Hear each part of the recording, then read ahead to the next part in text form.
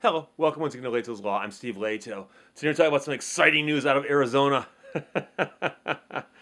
I mentioned a couple months ago that I took martial arts a while back before I went to law school, primarily. A little bit after, but primarily before I went to law school.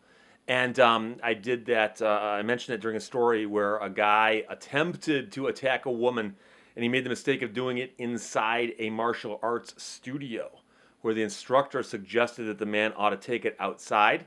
And when the man apparently attempted to engage with the instructor, he discovered that sometimes that martial arts stuff actually works. So that was a great story. I'll put the link to that story below.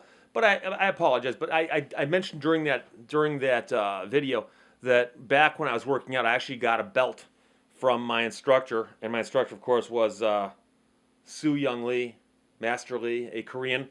And on my belt, I believe this says something to the effect of Steve Lehto. But I've been told by numerous people who know Korean that the problem, of course, is that the Korean language does not use all the same sounds and letters that we use in English. And so, unfortunately, Steve Lehto might be translated as something phonetically a little bit different, but close, but close.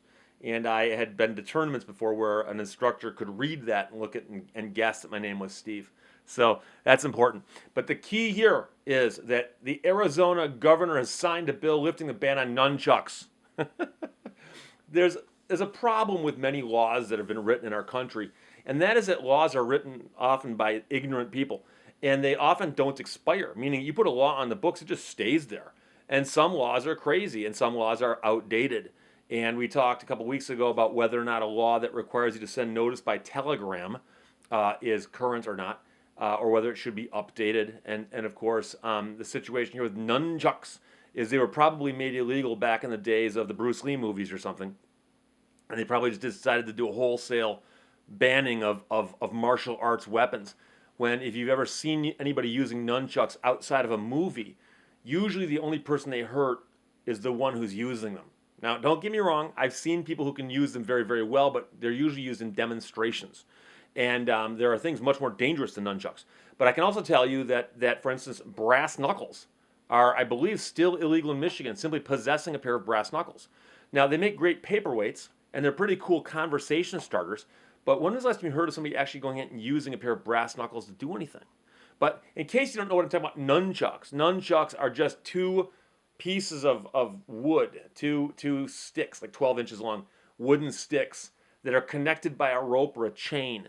And you can hang onto one as a handle and you swing it around. And if you're good with it, you can swing it around in such a way that you swing it and you can change hands with it fairly quickly and so on. So things, you can make these things move around. And they're fun to watch. And I actually had a pair before, and I've played with them. But it's not something that if I said, hey, I'm going to go beat somebody up, I'm going to go grab my nunchucks to do it. That's not really going to happen. So, Arizona Governor Doug Ducey on Friday signed a bill removing nunchucks from the list of deadly weapons. And that's a ban that was on the commonly used tool in martial arts. And by commonly used, they're really stretching on that one. Because even if you go to a martial arts tournament, the nunchucks aren't the most popular things anymore. At least I haven't seen them used much in tournaments. You'll often see people using swords, blades, or you'll occasionally see people using a staff, an actual staff, just like a long stick. And you can learn how to use a stick if you actually wanted to fight somebody. And then, of course, you have things like the actual, Japanese sword fighting sticks and so on. But nunchucks, not so common. But supporters of this measure argued that martial artists should not be worried about facing charges for possession of nunchucks, which, of course, as they point out, are two sticks connected by rope or chain. I can tell you right now, the ones connected by chain, that's what we call a rookie mistake. Because the first time you swing a nunchuck over your arm, like to grab it down here, that chain's going to bite into the back of your arm and rip up your skin. So you don't do that. Use the ones with the rope if, in fact, you're inclined to use nunchucks. Phoenix karate instructor Sean Sample said, "It's good to know that nobody's going to get arrested for carrying their nunchucks to their training. Nunchucks were previously classified as deadly weapons along with, now listen to this, bombs, gun silencers, and automatic firearms. That's according to the Associated Press. It was illegal to make, possess, transport, or sell them in most circumstances. And if you did so, you'd be facing felony charges. And I can tell you right now that in the world of dangerous weapons, okay, and let's put like a thermonuclear warhead at one end, okay, that's the thing that can just, without question, is going to kill a whole bunch of people, all the way down to, like, say, a pillow at the other end, okay? You can kill somebody with a pillow, but it's going to take some effort, or so I've been told. So if you have this spectrum of dangerous weapons, okay, and you want to put bombs on this scale, well, assuming it's a bomb of some substance and maybe shrapnel and you know, whatever, bombs are going to be down at the end near the thermonuclear warhead, which, by the way, is a form of a bomb, but it's often, you know, how it's delivered. And then gun silencers. Believe it or not, I think most people would agree with me, whether or not you have a position on the Second Amendment, that a silencer to a gun, number one, is not a silencer. It's a quieter, a quietener. It makes it more quiet. A quietener. It's a thing. It's more of a gun muffler. Let's put it that way. You know, mufflers don't make the car silent. We don't call it a car silencer. It's a car muffler. Okay. A gun silencer is actually not even a weapon in and of itself. I suppose if I had a gun silencer in my hand, I could try to beat you with it or poke you with it, or I don't know what I can do. Bludgeon you with it. I don't know. And then, of course, an automatic firearm. Presumably, yeah, that's a weapon. That's a deadly weapon. Okay, an automatic firearm.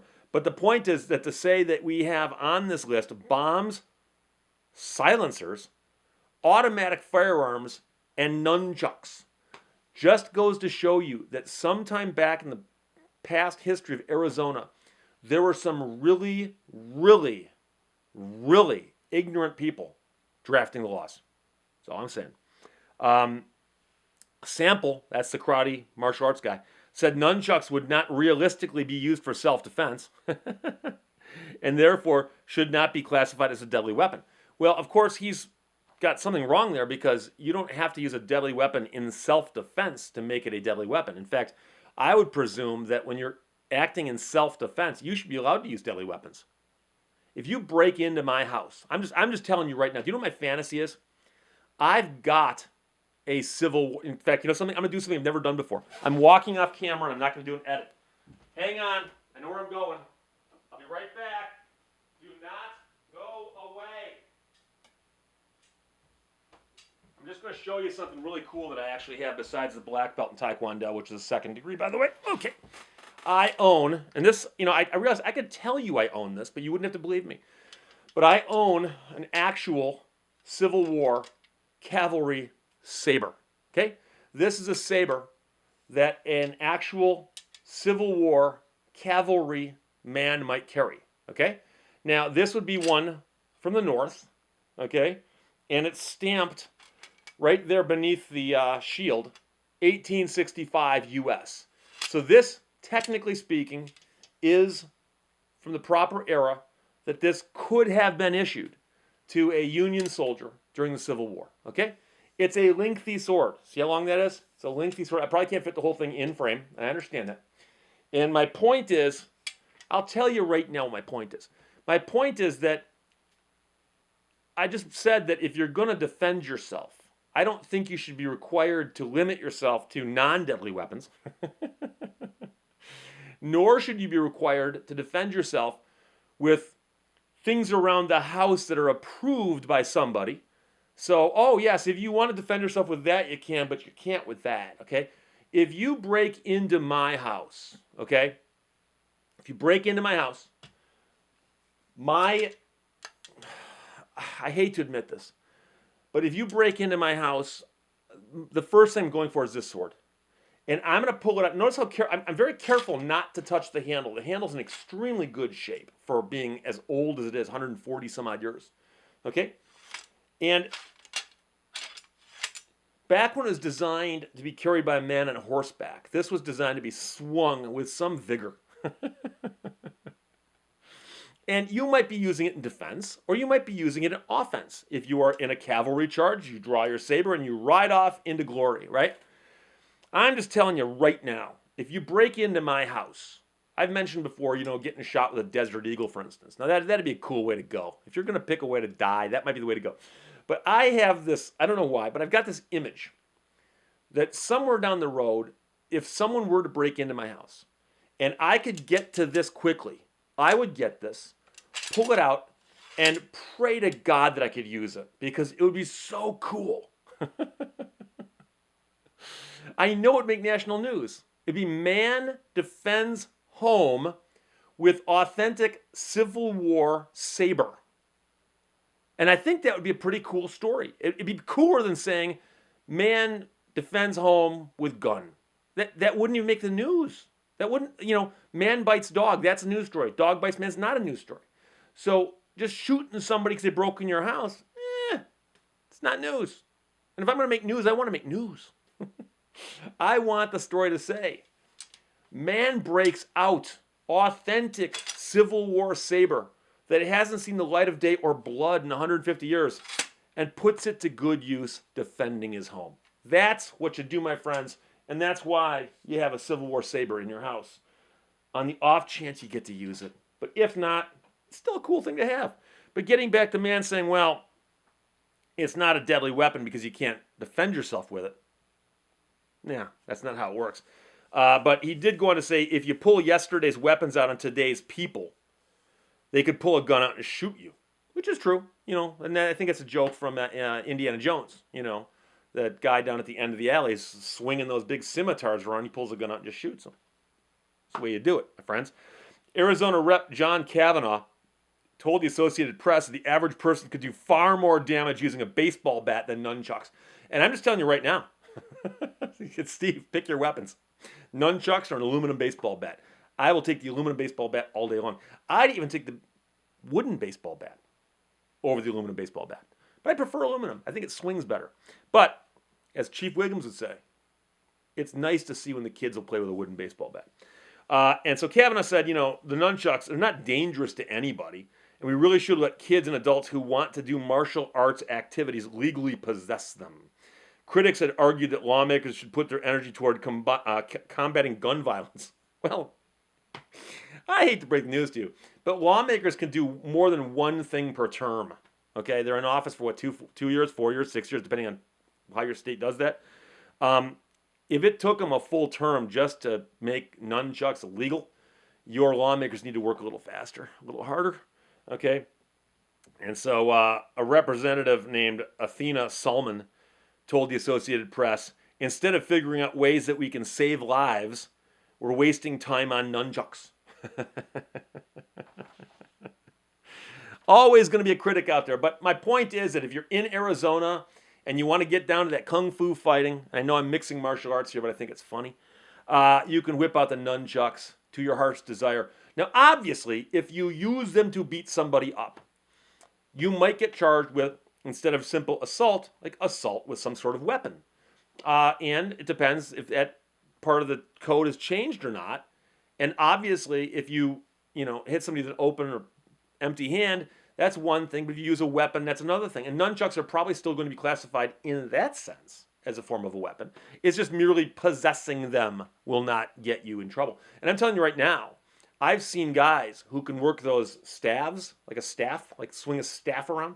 I've seen guys who could work those to the point where I'm much more scared of a guy who knows how to work a staff than a guy who can swing a pair of nunchucks. By the way, if someone comes at you with nunchucks, run. Okay?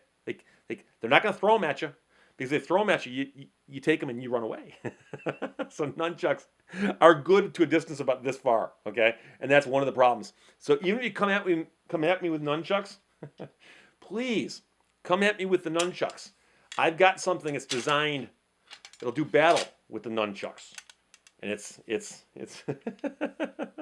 old Betsy here.